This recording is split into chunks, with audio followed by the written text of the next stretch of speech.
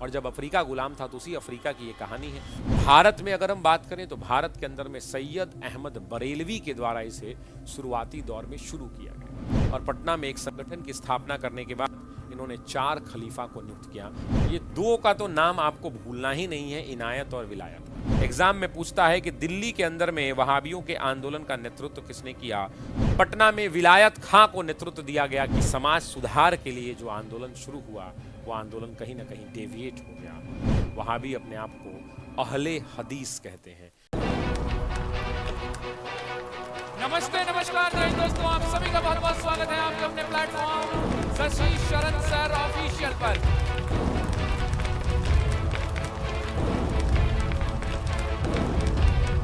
साथियों, एक नए चैनल पर मुलाकात हो रही है, एक नए ऊर्जा के साथ।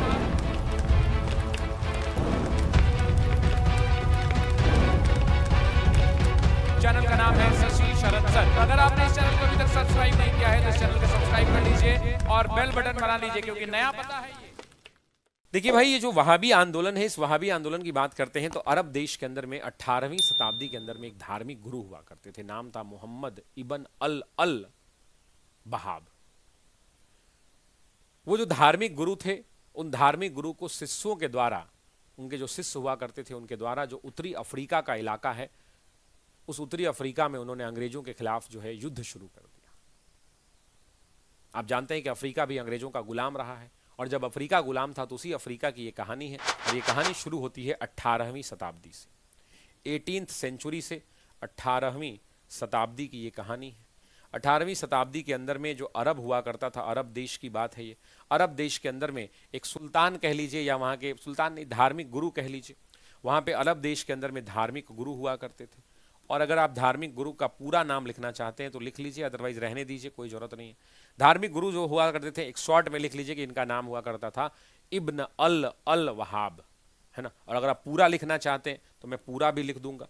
पूरा अगर आप लिखना चाहते हैं तो गुरु मोहम्मद इब्न, बहुत जगह ई आधा ब लिखा रहेगा, बहुत जगह ई ब नौ लिखा रहेगा, अल इब्न अल वहाब। बहुत जगह लास्ट में वहाब लिखा रहेगा और बहुत जगह बहाब भी लिखा रहेगा। तो ये जो है ये धार्मिक गुरु का नाम हुआ करता था। इस धार्मिक गुरु ने क्या किया, तो इस धार्मिक गुरु ने आपको क्या किया, तो जो अफ्रीका का इलाका था, उस अफ्रीका में, उत्तरी अफ्रीका के अंदर में, उत्तरी अफ्रीका में अंग्रेजों के खिलाफ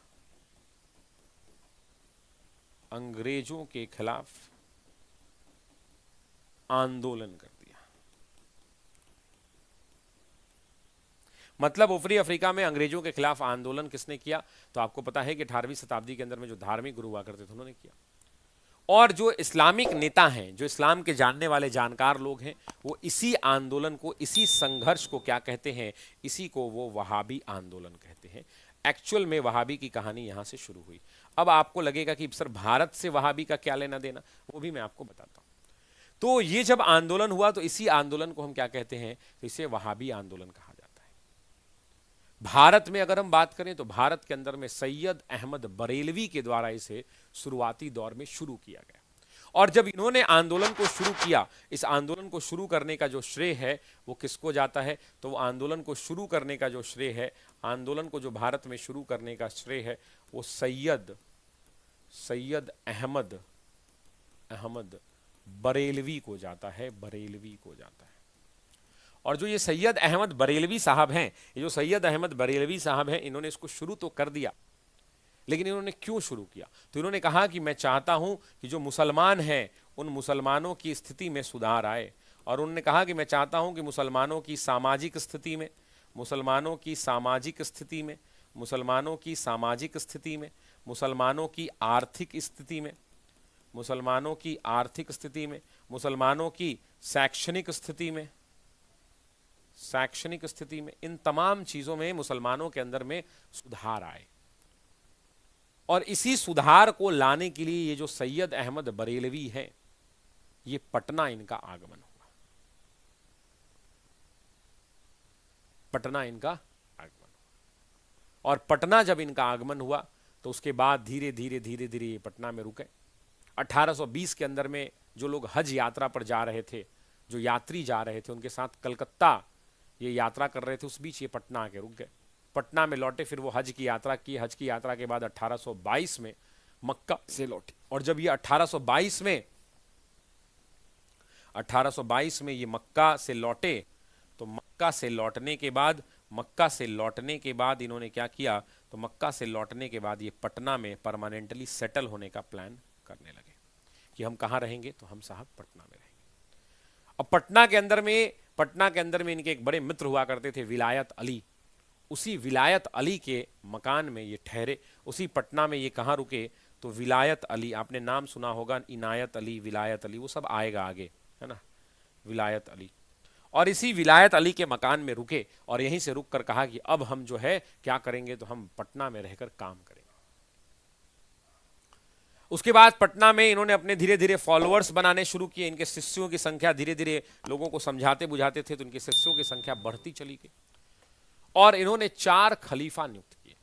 पटना में एक संगठन की स्थापना की, और पटना में एक संगठन की स्थापना करने के बाद इन्होंने 4 खलीफा को नियुक्त किया। एग्जाम में वही सवाल पूछता है, इन्होंने कितने खलीफा नियुक्त किए, तो 4 खलीफा इन्होंने क्या किया, तो 4 खलीफा इन्होंने नियुक्त किया।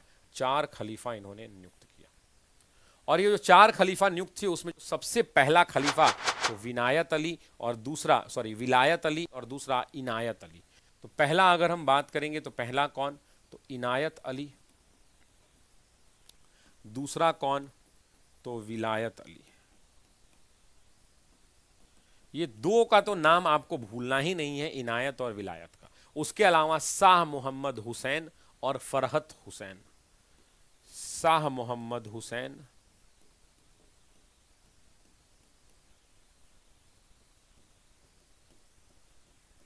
और चौथा नाम फरहत हुसैन।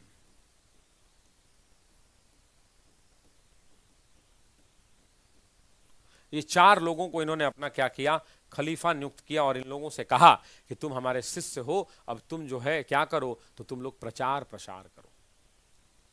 अब ये लोग जो हैं, ये लोग प्रचार प्रसार करने के लिए बिहार से बाहर निकले, और उसके बाद ये अफगानिस्तान चले गए। और अफगानिस्तान जाकर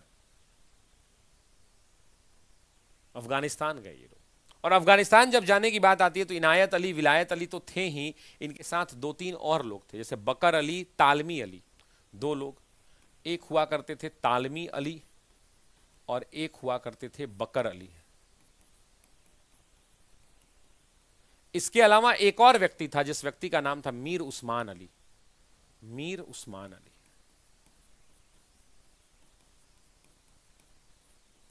और मीर उस्मान अली का एक करीबी साथी, जो सबसे करीबी, वो कमरुद्दीन हुआ करता था।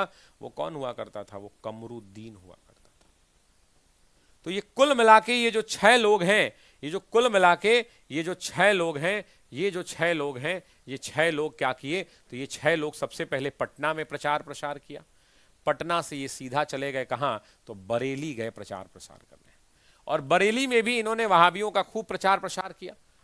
उसके बाद बरेलवी सिद्धांत का प्रचार प्रसार किया। फिर यहां से बरेली से निकले, तो बरेली से निकलकर 1825 में ये अफगानिस्तान पहुंच गए। ये अफगानिस्तान पहुंच गए प्रचार प्रसार करने के लिए। फिर अफगानिस्तान से ये आगे बढ़े, अफगानिस्तान में प्रचार प्रसार किया, वहां भी नहीं रुके। और उसके बाद ये 1826 के अंदर में कहां पहुंचे, तो 1826 के अंदर में आपको पता है कि पश्चिमोत्तर प्रांत है, नॉर्थ वेस्टर्न फ्रंटियर प्रोविंस, वहां पे एक कबायली प्रदेश हुआ करता था, जो कबायली जनजाति का हुआ करता था। तो कबायली प्रदेश के अंदर में वहां भी जाकर ये रुके और वहां भी जाकर अपना प्रचार प्रसार किया। और जब वहां गए तो वहीं जाकर बस गए और वहां पर एक केंद्र बनाया। इस कबायली प्रदेश के अंदर में एक केंद्र बनाया और उस केंद्र का नाम सीताना हुआ करता था। सीताना हुआ करता था। और इसी सीताना केंद्र, मतलब सीताना एक शहर का नाम है, उसी सीताना से बैठकर ये वहाबियों के संघर्ष को आगे धीरे धीरे बढ़ा गए। अब यहां से पैसा भेज रहे हैं कहां, तो पटना भेज रहे हैं, और यहीं से बैठकर पटना को भी संचालित कर रहे हैं। दिल्ली के अंदर में एक व्यक्ति थे जिनका नाम था मोहम्मद नसरुद्दीन। एग्जाम में पूछता है कि दिल्ली के अंदर में वहाबियों के आंदोलन का नेतृत्व किसने किया, तो दिल्ली में साथियों मोहम्मद दिल्ली के अंदर में जो व्यक्ति ने आंदोलन का नेतृत्व किया उसका नाम था मोहम्मद नसीरुद्दीन, मोहम्मद नसीरुद्दीन। और मोहम्मद नसीरुद्दीन ने क्या किया, तो दिल्ली के अंदर में आंदोलन का नेतृत्व किया साथियों, दिल्ली के अंदर में आंदोलन का नेतृत्व किया। उसके अलावा पटना में विलायत खां को नेतृत्व दिया गया कि आप जाइए, आप जाकर, विलायत खां को कहा गया कि आप जाइए और जाकर आप पटना में नेतृत्व कीजिए। बाद में उनके जो भाई हैं इनायत अली, विलायत खां और इनायत अली, तो पटना के अंदर में साथियों, पटना के अंदर में किसको नेतृत्व मिला, तो पटना में नेतृत्व मिला विलायत अली, जिसे हम विलायत खान भी कहते हैं। और विलायत खान को तो दिया गया, लेकिन इनको कहा गया कि अगर आप सहयोग लेना चाहते हैं तो आप सहयोग अपने भाई से ले सकते हैं, और आपके भाई का नाम है इनायत खां। देखो मेरे भाई, एक भाई कमेंट में बार बार कह रहे हैं कि सर जल्दी जल्दी जल्दी जल्दी, तो यार या तो तुम एमसीक्यू पढ़ लो, और जब मैं अगर डिटेल में पढ़ा रहा हूँ तो ऐसा कमेंट मत किया करो। मैं बहुत सोच सोच के पढ़ाता हूँ, ठीक है, मैं बहुत सोच सोच के पढ़ाता हूँ, इसीलिए आपको अगर नहीं पढ़ना है तो आप घर चले जाइए, लेकिन डिस्टर्ब मत कीजिए। बहुत सिंपल बात। उसके बाद ये दोनों भाई सिर्फ यहां नहीं रुके, ये दोनों भाई फिर पटना से बाहर निकले। पटना से बाहर इन भाइयों ने हैदराबाद में विरोध प्रदर्शन, मतलब वहाबियों का प्रचार प्रसार किया, खूब बढ़ाया लिखाया। बॉम्बे के अंदर में किया, बॉम्बे में किया, बंगाल में किया, मद्रास में किया, मध्य प्रदेश में किया, मध्य प्रदेश में किया। इन तमाम इलाकों के अंदर में इन्होंने वहाबियों का प्रचार प्रसार किया और बोला कि आप लोग वहाबियों का साथ दीजिए और वहाबियों के साथ होइए। उसके बाद लेकिन एक घटना घट गई इन्हीं दोनों भाइयों के साथ। वो साल हुआ करता था 1844, 1844। 1844 में ये जो दोनों भाई हैं, यानी विलायत और इनायत, ये जो दोनों भाई हैं ना, विनायत और इनायत, इनायत ये दोनों जो हैं, इनायत ये दोनों पटना से निकले। और जब ये दोनों पटना से निकले और पटना से निकलकर ये कहाँ जा रहे थे, तो ये अफगानिस्तान जा रहे थे। ये कहाँ जा रहे थे, तो अफगानिस्तान जा रहे थे। उसी बीच में इनको पुलिस ने अरेस्ट कर लिया, पुलिस ने इनको गिरफ्तार कर लिया। वहाबियों के दो बड़े नेता विलायत अली और इनके साथ इनके भाई इनायत अली 1844 में पटना से अफगानिस्तान जा रहे थे। अंग्रेजों ने इन्हें गिरफ्तार कर लिया और गिरफ्तार कर कर वापस, अरेस्ट करने के बाद वापस लाहौर भेजा, और लाहौर के बाद वापस इन्हें लाहौर भेजा, और लाहौर के बाद साथियों इन्हें क्या किया, तो पटना वापस भेज दिया। पटना वापस भेज दिया और बोला कि आप अफगानिस्तान नहीं जा सकते हैं, अफगानिस्तान नहीं जा सकते। और उसके बाद 10,000 रुपए का, उस टाइम पीरियड में 10,000 का मुचलका हुआ था, और कहा कि आज के बाद आप पटना से बाहर नहीं निकलेंगे। लेकिन धीरे धीरे ये लोग पटना से बाहर निकले और 1850 में जाकर पश्चिमोत्तर प्रांत यानी नॉर्थ वेस्टर्न फ्रंटियर प्रोविंस में ये दोनों भाई जाकर बस गए, और इन्होंने बोला कि अब हम आंदोलन नहीं करेंगे। उसके बाद क्या हुआ, तो उसके बाद बस इतना ही हुआ कि इसके बाद जो सीताना था, उस सीताना जो प्रदेश हुआ करता था, जो अभी अभी मैंने आपको बताया, यहाँ पर सीताना जो काबिलियों का केंद्र हुआ करता था, इस सीताना के अंदर में एक व्यक्ति थे जिनका नाम था अली ब्रदर्स। इनको अली ब्रदर्स ने, सीताना को किसने संभाला, तो अली बंधुओं ने, वो अली बंधु मत समझ लीजिएगा, है ना, वो एक और अली बंधु है, उन्हें अली बंधुओं ने संभाला। और धीरे धीरे फिर 1853 या 54 में विलायत अली की मृत्यु हो गई। और 1854 के अंदर में साथियों विलायत अली की मृत्यु हो गई। अब जब विलायत अली की मृत्यु हुई तो वहाबी आंदोलन का कमान किसके पास आएगा, तो वहाबी आंदोलन का नेतृत्व जो है साथियों अब किसके पास आएगा, तो इनके छोटे भाई इनायत के पास आएगा, इनायत के पास आएगा। इनायत अली को अब वहाबी आंदोलन का केंद्र मिल गया, उनको मतलब बागडोर मिल गई कि लीजिए आप संभालिए। उसके बाद अंग्रेजों ने छोड़ा नहीं और वहाबियों ने कहा हम भी तुमको छोड़ेंगे नहीं। उसके बाद 1883 आया साथियों, जब बात निकली है तो पूरी ही हो जाए, इतने अच्छे से आप सुन रहे हैं तो मुझे पढ़ाने में भी मन लग रहा है। इसके बाद अब आई आज साथियों 1883 की। कुछ इतिहासकार 1884 भी लिखते हैं, कुछ इतिहासकार 1883 लिखते हैं। 1883 जो है, अगले स्लाइड पर ले लेता हूं, मजा आ रहा है मुझे भी। 1883 इनके लिए बड़ा ही दर्दनाक था। वहाबियों ने 1883 के अंदर में क्या हुआ, तो 1883 के अंदर में वहाबियों ने क्या किया, तो वहाबियों ने साथियों आंदोलन की घोषणा कर दी। वहाबियों ने अंग्रेजों के खिलाफ क्या किया, तो अंग्रेजों के खिलाफ संघर्ष की घोषणा कर दी। और बोला कि भैया हम अंग्रेजों से अब लड़ेंगे, हम झुकेंगे नहीं, हम अंग्रेजों से क्या करेंगे, तो हम अंग्रेजों से लड़ेंगे। और उसके बाद जब अंग्रेजों ने और इनकी बीच की लड़ाई हुई तो वहाबी नेता जो हमारे एक और हुआ करते थे शाह अब्दुल्ला, वो अफगानिस्तान चले गए। बाद में अहमदुल्ला साहब को पटना में गिरफ्तार कर लिया गया। और उसके बाद अहमदुल्ला साहब जब गिरफ्तार हुए साथियों, तो इस बात को ध्यान रखिएगा, इसी टाइम पीरियड में अहमदुल्ला को क्या किया गया, अहमदुल्ला को अरेस्ट किया गया। अरेस्ट करने के बाद इन्हें काला पानी की सजा दे दी गई। लेकिन एक और पॉइंट है जो मुझे बताना है, और वो है कि समाज सुधार के लिए जो आंदोलन शुरू हुआ, वो आंदोलन कहीं ना कहीं डेविएट हो गया। और आज भी 2025 में भी समाज सुधार में वहाबियों का अपना वजूद है। और जानते हैं, आज वहाबी अपने आप को वहाबी नहीं कहते हैं, वहाबी अपने आप को अहले हदीस कहते हैं। और जो लोग इनको जानते हैं वो समझ जाएंगे, अहले हदीस कहते हैं, मेरी जानकारी जहाँ तक है, और ये कोई और नहीं बल्कि आज भी जो हैं ये वहाबी हैं जो अहले हदीस के रूप में जाने जाते हैं, आज भी वहाबी है। तो ये वहाबी आंदोलन की कहानी थी जो मैंने आपको थोड़ी बहुत समझाने का प्रयास किया। उम्मीद करता हूँ कि आपको ये कहानी समझ में आई हो।